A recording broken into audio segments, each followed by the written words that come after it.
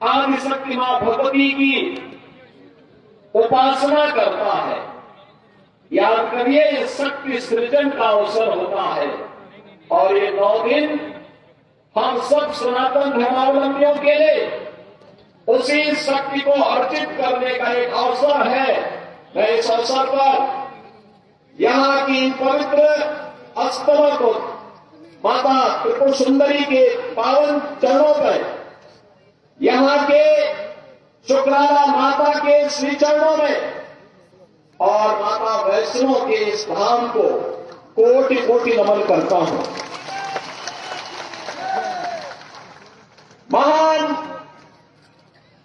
स्वतंत्रता संग्राम सेनानी और महान योद्धा जनरल जोरावर सिंह को भी उनकी स्मृतियों को नमन करता हूं। बहनों और भाइयों,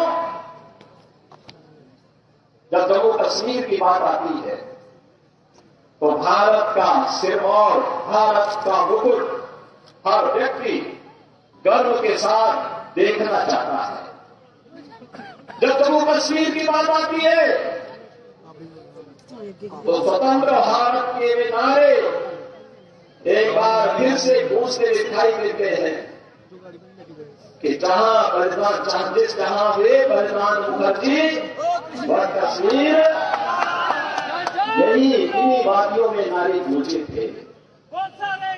डॉक्टर श्यामा प्रसाद मुखर्जी ने इस सपने को साकार करने के लिए अपने आप को बलिदान किया था और बहनों भाइयों 70 वर्षों तक कोई सरकार निर्णय नहीं ले पाई। डॉक्टर जितेंद्र सिंह जी को आपने चुनाव जिता करके भेजा।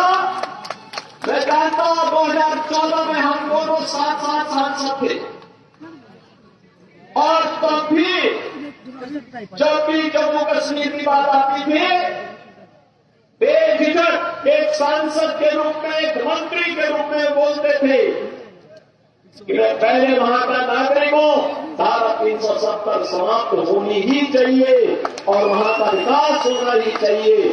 और आज मैं बधाई देता हूं आप सबको, प्रधानमंत्री मोदी जी के प्रति आभार व्यक्त करता हूं, गृह मंत्री अमित शाह जी के प्रति आभार व्यक्त करता हूं, जिन्होंने आतंकवाद की इस जड़ को सदैव के लिए समाप्त करके आज कश्मीर में यह साबित कर दिया है कि दिल्ली का लाल किला हो या श्रीनगर का लाल चौक, चारों ओर उत्साह है, उमंग है, क्योंकि यह क्षेत्र आज विकास की मुख्य धारा के साथ जुड़ा हुआ है। और भाइयों, जो विकास है आज आप देख रहे होंगे 4 लेन और 6 लेन की एक्सप्रेस वे, मेडिकल कॉलेज का संचालन, इंजीनियरिंग कॉलेज, यहां पर सिंचाई की सुविधा, हर घर नल की योजनाएं, ये सब हो ही रही है।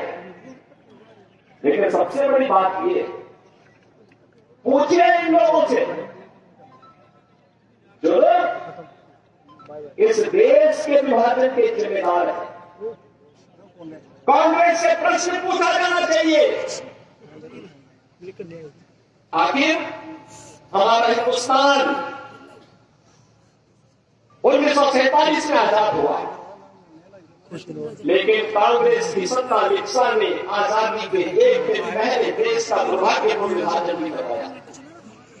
और बहनों भाइयों, स्वतंत्र भारत में हमने हमेशा अपना एक धर्म माना और धर्म माना राष्ट्र धर्म। हम अपने राष्ट्र को सर्वोपरि मानते हैं। मेरी व्यक्तिगत कोई भी आस्था होगी, कोई भी उपासना विधि होगी, लेकिन अगर वह राष्ट्र के मार्ग में बाधक है, मैं इसको दरकिनार करके रखता हूं और पहले कहता हूं कि मेरा देश रहना चाहिए। मेरे देश की स्वतंत्रता, मेरे देश की संप्रभुता और उसकी अखंडता सर्वोपरि रखती है। और इसीलिए आज न केवल भारत एक ग्लोबल पावर के रूप में आगे बढ़ रहा है। अभी तो बहनों और भाइयों, आप देख रहे होंगे, अन्य दिनों में बात छोड़िए, भारत सरकार के साइंस एंड टेक्नोलॉजी के मंत्री भी डॉक्टर जितेंद्र सिंह जी हैं, प्रधानमंत्री कार्यालय के मंत्री भी डॉक्टर जितेंद्र सिंह जी हैं, कोरोना कालखंड में पहली बार आपने देखा होगा भारत के वैज्ञानिकों ने यानी दो ऐसे वैक्सीन दिए जो दुनिया के अंदर कोरोना जैसी महामारी की अचूक दवा है, अचूक दवा। आपने देखा होगा सबसे प्रभावी वैक्सीन भारत ने दी, फ्री में वैक्सीन, फ्री में उपचार, फ्री में टेस्ट। 140 करोड़ भारतवासियों को भारत की सरकार ने प्रधानमंत्री मोदी जी के नेतृत्व में प्रदान किया। और बहनों भाइयों, 4 वर्ष से फ्री में 80 करोड़ लोगों को राशन की सुविधा, और अगले 5 वर्ष में राशन की सुविधा फिर से प्राप्त होने वाली है भारतवासियों को। आप सोचो 140 करोड़ में से 80 करोड़ लोगों को 4 वर्ष से फ्री में राशन की सुविधा अगले 5 वर्ष तक मिलना है।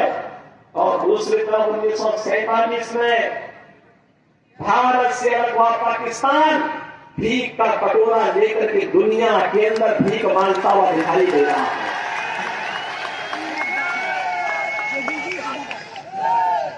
आज आप देख रहे हैं बदलते हुए भारत को, ये तो नया भारत है।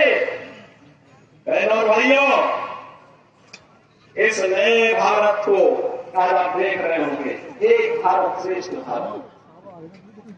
इस भारत में भारत के 140 करोड़ लोगों का सम्मान भी है। दुनिया के अंदर भारतवासी कहीं भी जाता है, लोग बड़े सम्मान के साथ इसकी ओर देखते हैं। आज भारतवासी दुनिया के अंदर सम्मान प्राप्त कर रहा है। आज सीमाएं भी सुरक्षित हुई है। ऐसा नहीं कि अब कोई पाकिस्तान का व्यक्ति कोई घुसपैठ करके हमारी सुरक्षा में सेंध लगाएगा, नहीं लगा सकता। अगर कहीं एक पटाखा भी फूट जाए ना तो पाकिस्तान अब सफाई देता कि नहीं मेरा इसमें हाथ नहीं। तो मुझे मालूम है अगर कुछ हो गया तो फिर उसको लेने के देने पड़ेंगे। और बहनों भाइयों, जब एक मजबूत सरकार होती है तो ऐसे ही होता है। सुरक्षा की पुख्ता व्यवस्था, कश्मीर में धारा 370 समाप्त करके यहां के आतंकवाद की समस्या का समाधान, देश के अंदर नक्सलवाद की समस्या का भी समाधान हो गया। सुरक्षा की बेहतर स्थिति है। इंफ्रास्ट्रक्चर, अत्याधुनिक इंफ्रास्ट्रक्चर आप देख रहे होंगे, कहीं highway, railway, metro, rapid rail, IIT, IIM, medical college, AIIMS जैसी सौगात आज देश को प्राप्त हो रही है। साइंस एंड टेक्नोलॉजी के नए नए केंद्र बन रहे हैं, अत्याधुनिक इंफ्रास्ट्रक्चर विकसित हो रहा है, बेहतरीन माहौल में भारत आगे की ओर बढ़ रहा है। और यही नहीं, इन सब स्थितियों को ध्यान में रखने के साथ ही गरीब कल्याणकारी योजनाओं की कोई हानि नहीं। आप देखते होंगे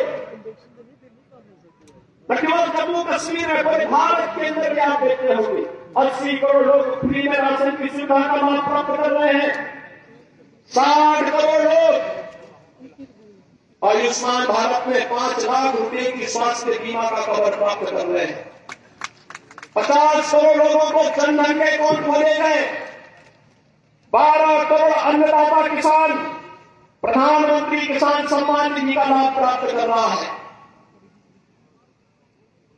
12 करोड़ गरीबों के घर में शौचालय बने हैं।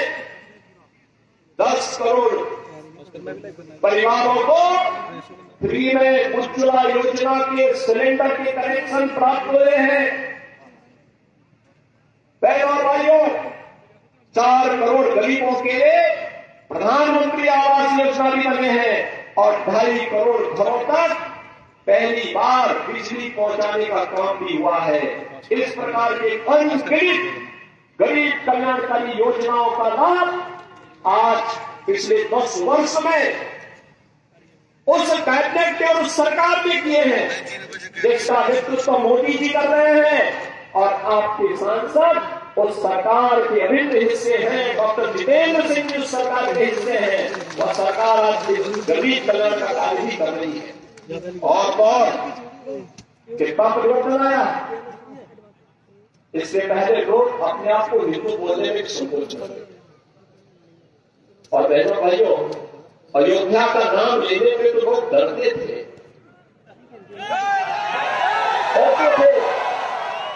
मुझे याद है जब 2017 में उत्तर प्रदेश का मुख्यमंत्री बना तो मैं अयोध्या चला गया। लोगों ने कहा क्या कर रहे हैं, लाइव करना कहा कि अयोध्या जाने से आपको मालूम है 3 मिनट का लाइव करना 3.5 तो कुछ लोग नाराज हो जाएंगे। मैंने कहा कुछ लोग नाराज हो जाएंगे तो क्या मैं अपनी आस्था के साथ और जन आस्था के साथ खिलवाड़ करूं क्या? ये वोट बैंक के लिए नहीं हो सकता है। हमने कहा अयोध्या में भव्य दीपोत्सव के आयोजन की तैयारी करो। और बहनों भाइयों, अच्छी सरकार बनती है तो 500 वर्षों का इंतजार भी समाप्त हो जाता है। अयोध्या में राम मंदिर का निर्माण क्या ये काम कांग्रेस के लोग कर पाते क्या? अयोध्या में राम मंदिर का निर्माण कांग्रेस कर पाती क्या? और भाइयों, कांग्रेस ने तो कहा था कि राम हुए ही नहीं, कृष्ण हुए ही नहीं, जो एक्सीडेंटल हिंदू थे वे राम और कृष्ण पर ही प्रश्न खड़ा कर दिए थे। इससे बड़ी आस्था के साथ खिलवाड़ दूसरा नहीं हो सकता। बहनों भाइयों, कैसे इन्होंने अपमानित करने का प्रयास किया था, राम और कृष्ण के अस्तित्व पर ही प्रश्न खड़ा करके हमारे भारत के देवों को नकारने का प्रयास किया। लेकिन आज अयोध्या में भव्य राम मंदिर का निर्माण न केवल हो गया है, बल्कि आज आप अयोध्या जाएंगे आपको आज परिवर्तन देखने को मिलेगा। अयोध्या में लगेगा जैसे त्रेता युग का अयोध्या यहां उतर आया है, साक्षात उतर आया। जब अच्छी सरकार आती है तो यही होता है, अच्छी सरकार आती है यही होता है। काशी में आप जाइए, काशी विश्वनाथ धाम बन गया। वो बोलते थे काशी विश्वनाथ धाम संकरी गली थी, बामुश्किल 5 लोग जा पाते थे।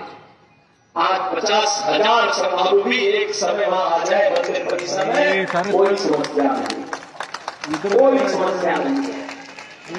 आस्था का सम्मान कैसे होना चाहिए, यह कार्य भी आज देखने को मिल रहा है।